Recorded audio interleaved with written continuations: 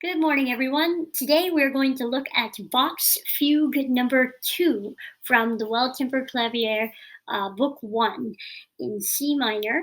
And we're just going to explore the exposition. So, as a reminder, the exposition is when we bring in the subject stated in every voice, either as the subject or the answer. And so let's just start with that. If we just take the very beginning,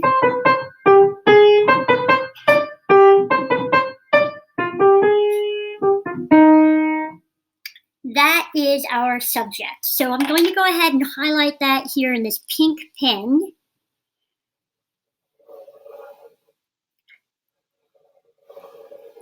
Now, as we know, the answer is just the subject expressed at the dominant. And the answer will come in another voice.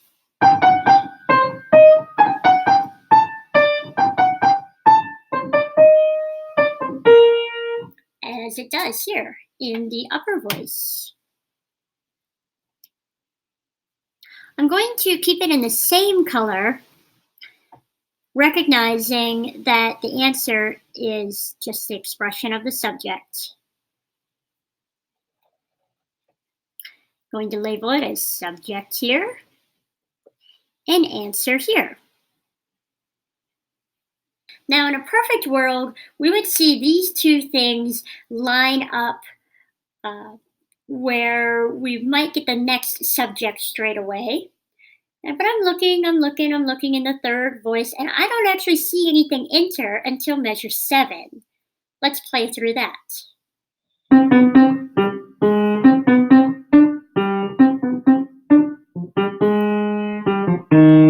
Woohoo! It is in fact the entire subject.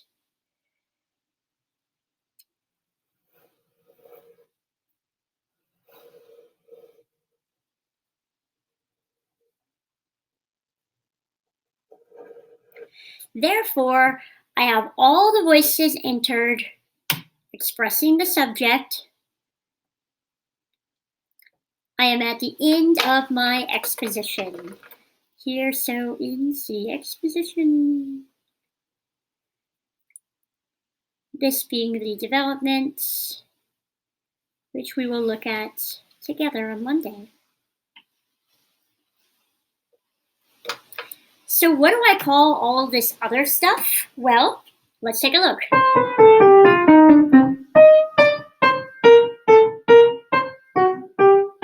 Sorry.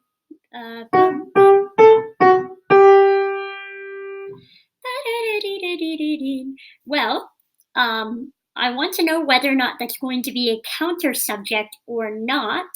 So let's take a look at the next time the subject enters.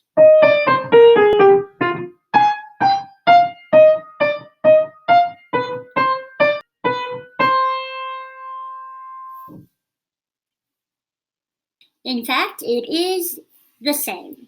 So I can now confidently mark this as my counter subject.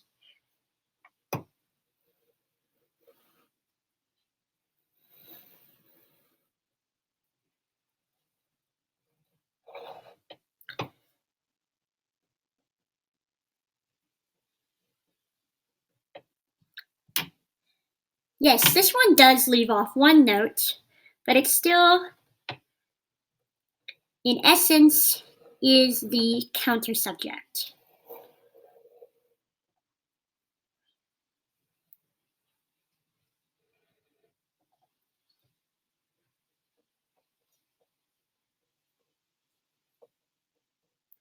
The question is, what is this other thing happening during that counter subject?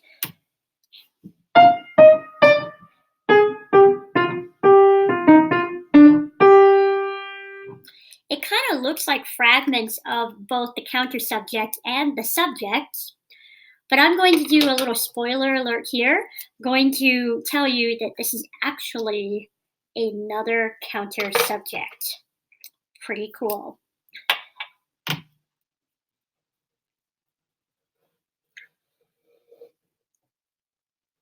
In other words, we're going to see this again throughout the fugue, being pitted against the subject and the counter subject.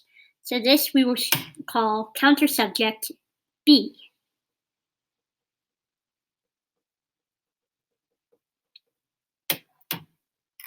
And counter subject A.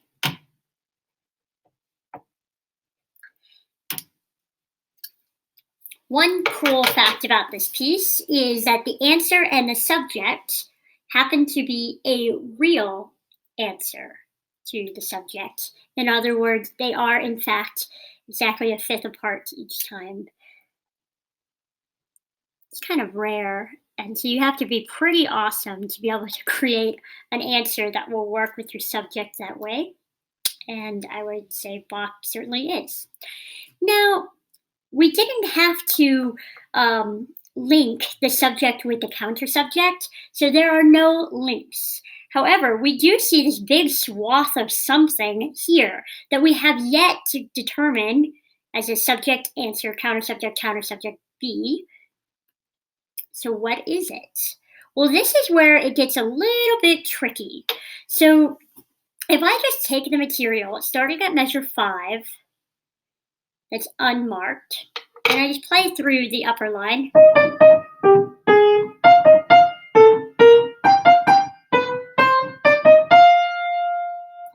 What is that? Well, I don't know about you, but to me, that certainly sounds like the subject.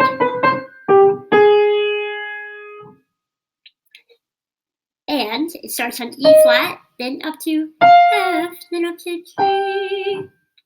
So what I'm going to do is I'm just going to call that repeated stuff a segment. We're going to call this another segment here,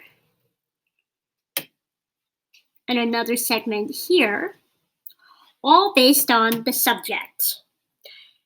This here, therefore, is a sequence of segments, and this is the first instance, sequence of a segment, second entrance, sequence of a segment, third entrance, and then something.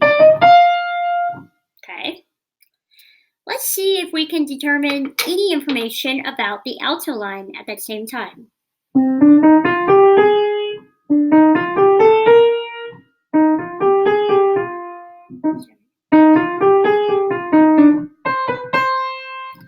I certainly heard a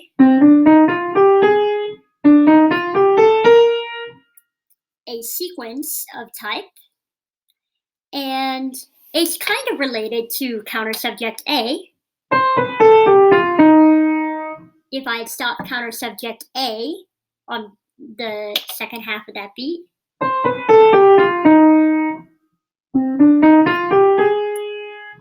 so I'm going to call this also a sequence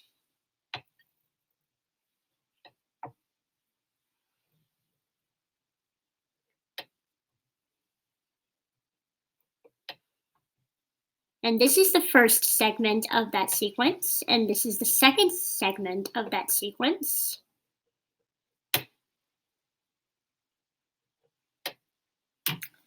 Then there's this other thing that's happening. Almost like they're going to do a third segment, but then they reverse it. We should have also noted that this sequence is an inversion of that. So if you want, you can even put inversion somewhere in here.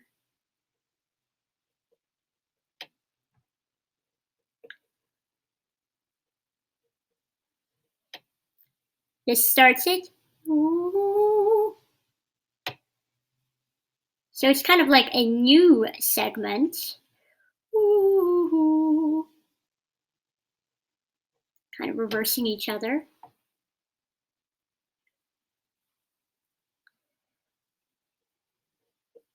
Sequence segment 3 inversion, and it's incomplete. And then here is the original. Ooh,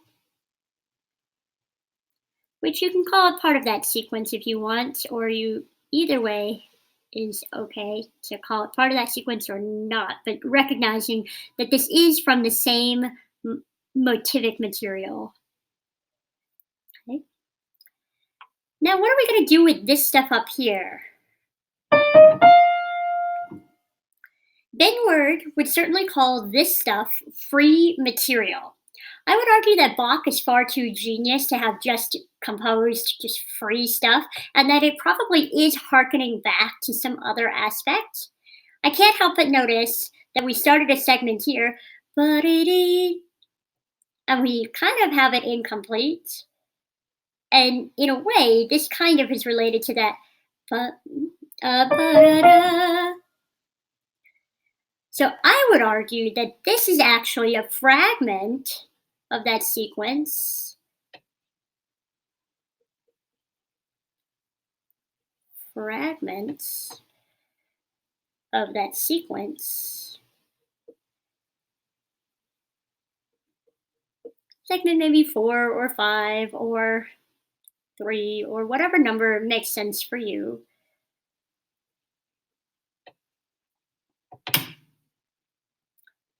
It's all relative. And then what about this? Oh, come on. That is undeniably part of the subject. All right. So I'm going to go ahead and grab that segment here as being part of the subject. So a fragment of that sequence. Segment 4. You can see how this becomes a really interesting conversation. Some people even talk about the fugue as being a conversation pitted against multiple voices. And so you can see how they interplay with one another, as well as us having a conversation in class about what may or may not be the correct perspective of these fragments, the correct analysis. In other words, there are going to be several correct answers and several not correct answers, all possible with this analysis. When we meet on Monday, we'll go through that development together. Until then, bye bye.